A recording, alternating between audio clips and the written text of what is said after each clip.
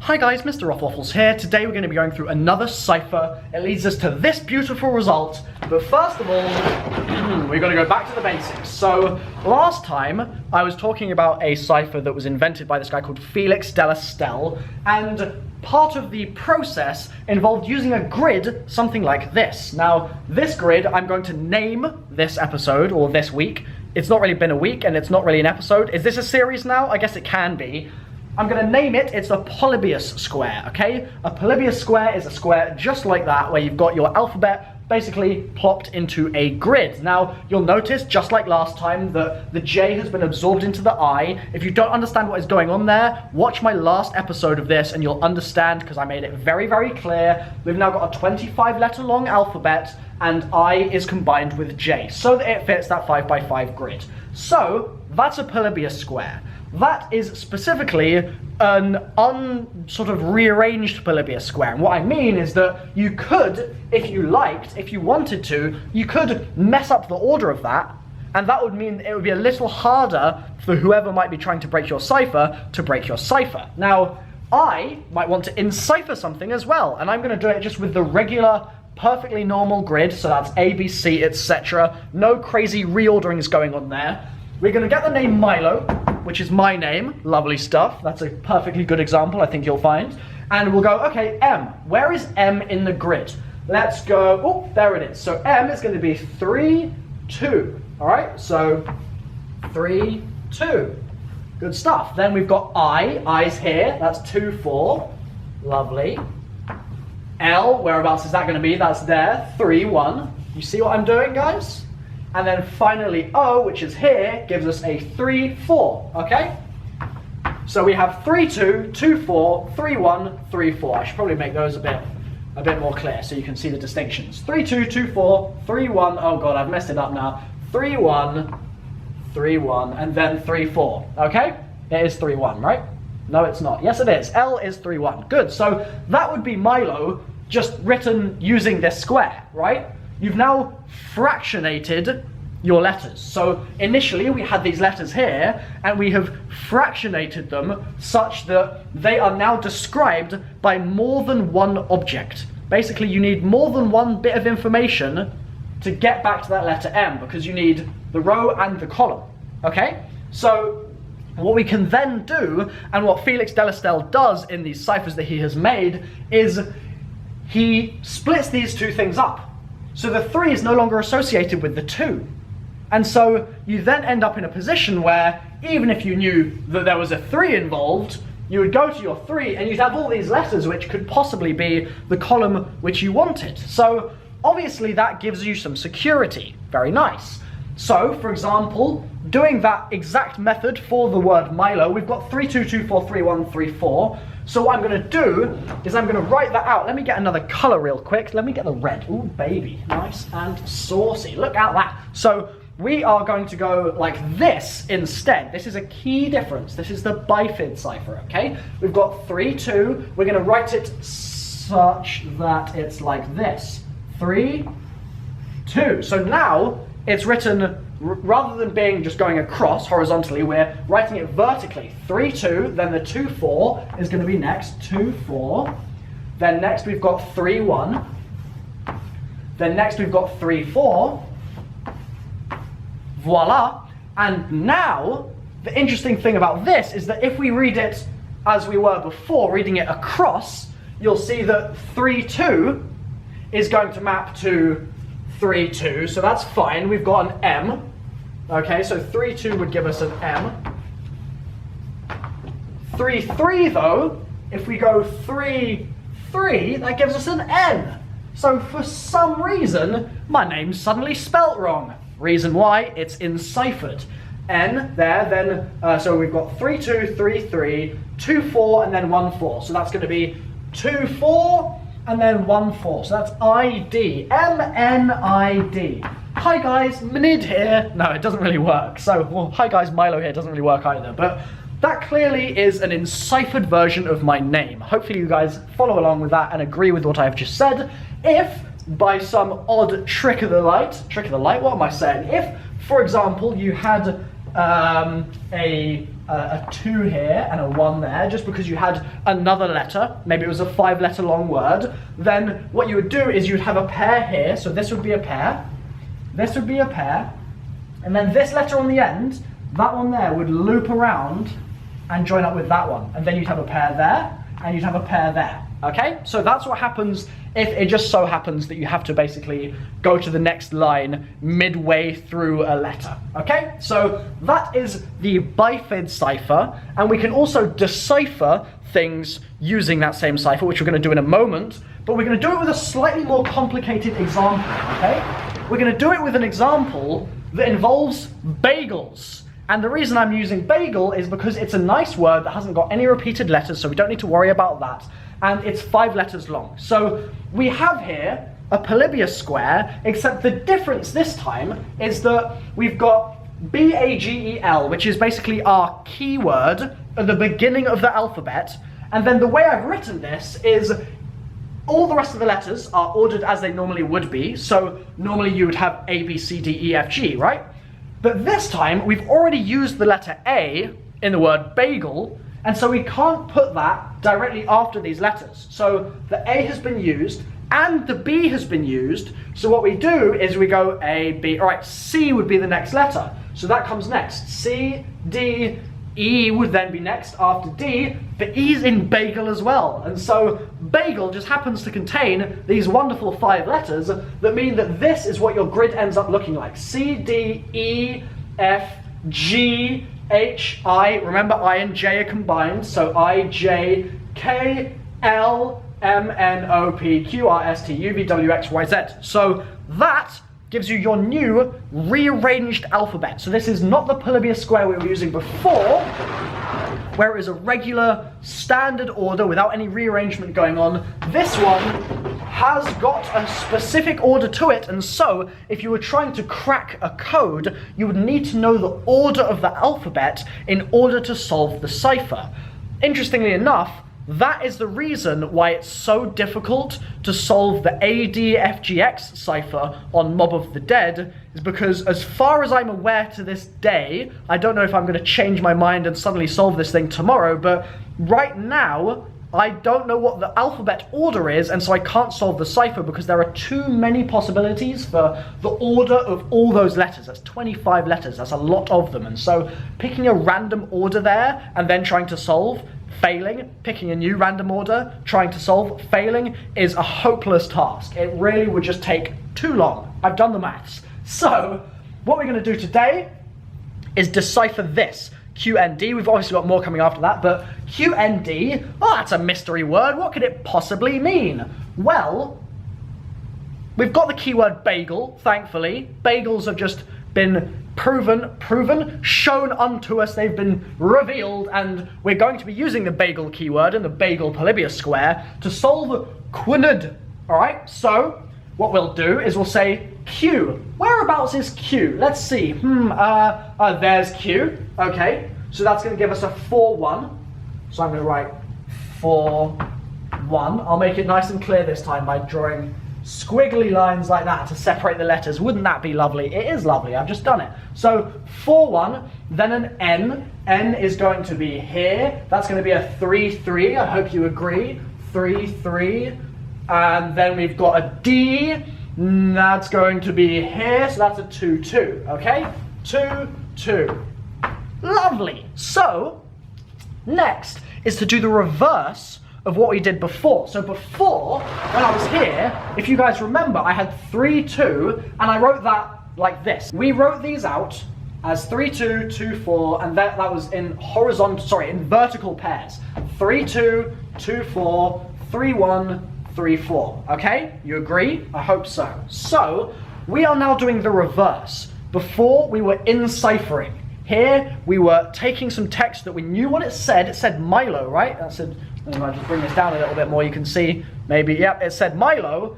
And now, we're doing the reverse. We're taking QND, and we're doing the opposite. So, what we're going to end up doing with our QND, okay, so we've got a 4-1, a 3-3, and a 2-2, is writing it like so, okay? So we're going to write 4-1, but this time, because we're doing the opposite process, the operation is reversed, okay? We're gonna write 4, 1, like so, rather than 4, 1, okay? So we're doing the inverse. Then 3, 3, and then 2, 2.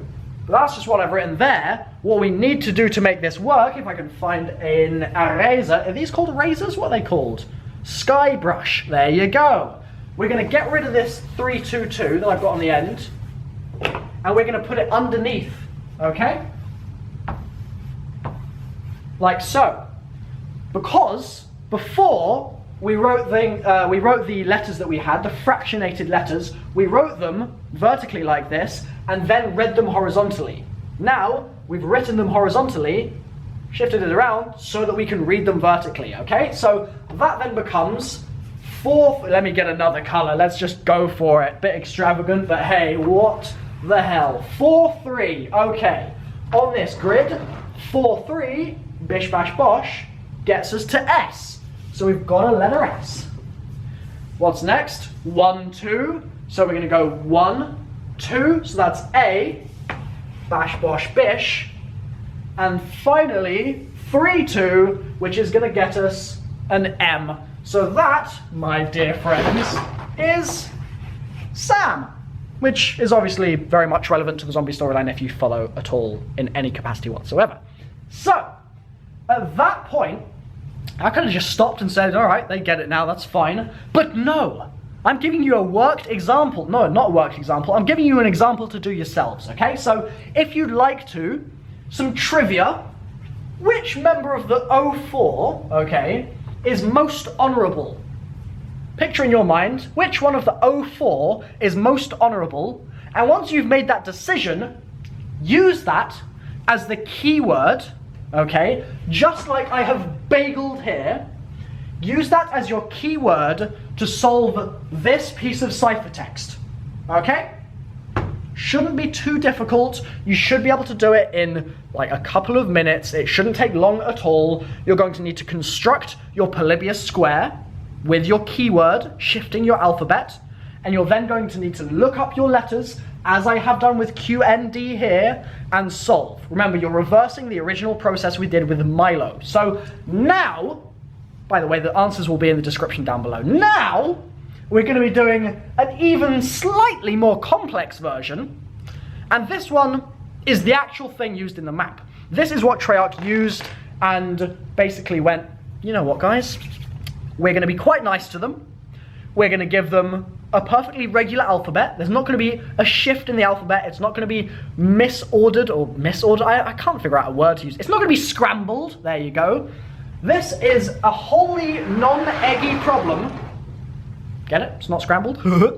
And what we're going to be doing now, instead of using a polybius square from up there, we're going to change things up. We're changing things up in such a way that instead of having a 5x5 grid, okay, which fit in our alphabet just fine, we're now using 3 3x3 grids, okay? And so what that allows us to do is the following, okay? Looking at this, you can hopefully see that we have all the letters in the alphabet now. We've not got rid of the J at all. It's back again. Hey, hey, welcome back, J. Nice to see ya. So we've got A, B, C, D, E, F, G, H, I. J is there in the second grid, okay? So this is the first grid, this is the second grid, and this is the third grid, right? So we've got J, and we go all the way through, but obviously the regular English alphabet has 26 letters.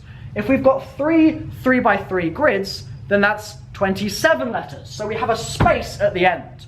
Now what we are going to do is we are going to use this as a dot, a full stop, a period, whatever you want to call it. We are going to put the dot in there as our final letter. Now, obviously, if you wanted to use a dash instead, you could do. If you wanted to use a slash instead, you could do. It's perfectly fine. We've chosen a dot, though, for the following reason. In our ciphertext, okay, which I've written out all the way along here, okay, 46 letters long. In that ciphertext, we've got loads of letters, including, you'll notice just here, let me just draw a little star next to that because it's quite important. We've got an I and a J. Didn't have any I's and J's before. So that's not an alphabet key for another cipher like Foursquare by any means. I think we can agree on that. What it is, though, is a load of letters, including a dot. And we don't have any other punctuation in there. We don't have a slash and a dot, or a dash and a dot. We've just got a dot. So we can presume, or at least we did presume, that this is most likely part of a 27-letter long alphabet. What uses a 27-letter long alphabet? This. So we do a similar process to before, but this time, okay, camera died. We're back now though. So here we had M, a letter, being fractionated into 2 individual pieces of info. Now we've got a slightly different setup, and these are going to give us 3 pieces of information each for each letter. So if we have, for example, DV, which I hope you guys know is the basically divinium, right, from Origins. Do you remember that? Ring any bells? Hopefully. So DV is going to be in the first grid, okay? So the first number that we're going to assign to it is going to be a 1, okay? And then, actually, I'm going to change things up a little bit here. And instead of reading the row and then the column, I'm going to read the column and then the row. That will be made, or that will be explained momentarily, don't worry, but for now, just try and accept it. Instead of reading row then column, like I was before, we're now reading column then row. So for the letter D, if we wanted to encipher this, we would say D would give us a 1, because it's in the first grid, and then we would read the column, which would be 1, and then the row, which would be 2, so that'd be 1, 1, 2, okay? And then the V, which is in the third grid, so that's going to give us a 3 here. So let's just do our comma so it's clear. 3, and then V is there, so that's going to be 1 and then 2. So 3, 1, 2, okay? Hopefully you follow so far. So this is the new system that we're using. What we can then do is write 1, 1, 2, 3, 1, 2, right? And then read across. So we're going to have these 2 letters and this letter as our first set of letters to look at. So that's going to become 1, 3, 1. And then these 3 letters here are going to become 1, 2, 2. Okay, hopefully that makes sense to you guys. What I've done is I've written it vertically. Okay, so I've written each letter vertically. So the letter D was 1, 1, 2. I've written it vertically, 1, 1, 2. And we're then reading horizontally, just like I did right at the beginning with Milo. So we're reading horizontally, so that's going to be 1, 3, 1, which is there. And then the next letter is going to be 1, 2, 2, which is here. And so that 1, 3, 1 would be in this grid here, right? 1, 3, 1 is going to be first grid, third column, first row. So that would give us a C. And then we've got, what have we got? 1, 3, 1, and then 1, 2, 2. So next we're going to look at 1 again, because it's 1, 2, 2. So that's first grid, second column, second row. So 1, 2, 2, bish, bash, bosh, E, C, E. Lovely jubbly. We've now enciphered DV into CE, and it'll never be known what we were trying to say in the first place unless someone spends a little bit of time Googling what a sufficient method would be to solve a cipher like this. But we have our own cipher to solve right now. Okay? We've got HHGGG, AVVGG, FMIE, APQVV, etc. VN, I think that was actually. So we've got to solve this thing, right? Well, what we do, pretty much just like before, is we're going to write H. Well, we're not going to write H, we're going to look at H, which is in our ciphertext, okay? H is the first letter. So looking at our grid, we're going to say, where's H? H is in grid 1, okay? And H just happens to be 2, 3, okay? Second column, third row. So H becomes, as I have written here, 1, 2, 3, right?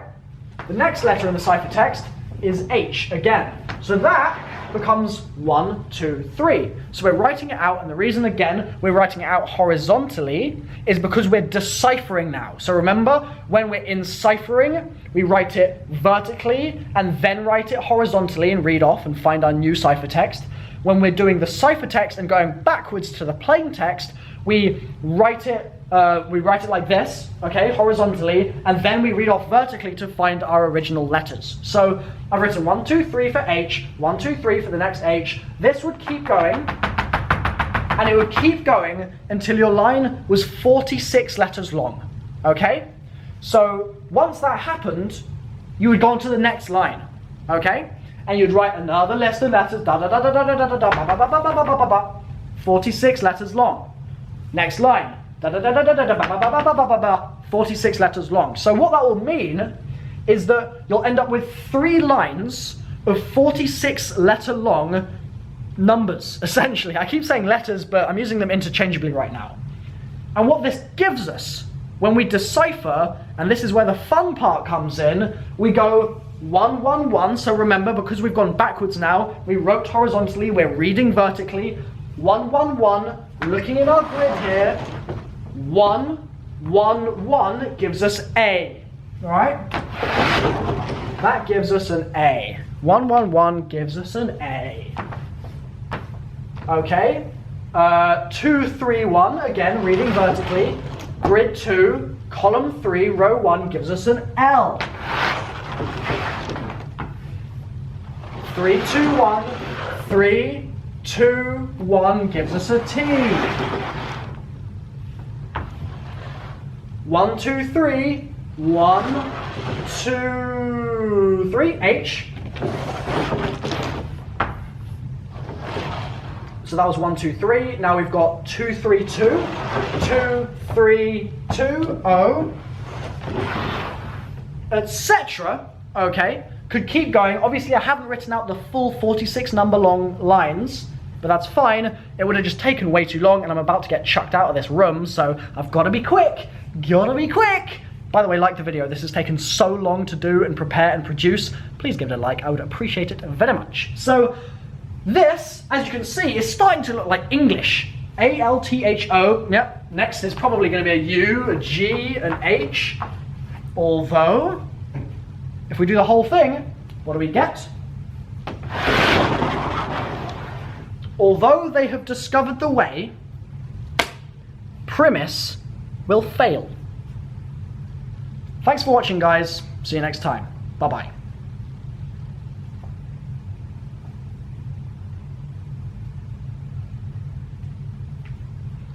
Wasn't that fun? Woo! More of this coming up soon, probably, maybe. If you guys like it, I don't know. Let me know. Wait, no, let me know. Hey!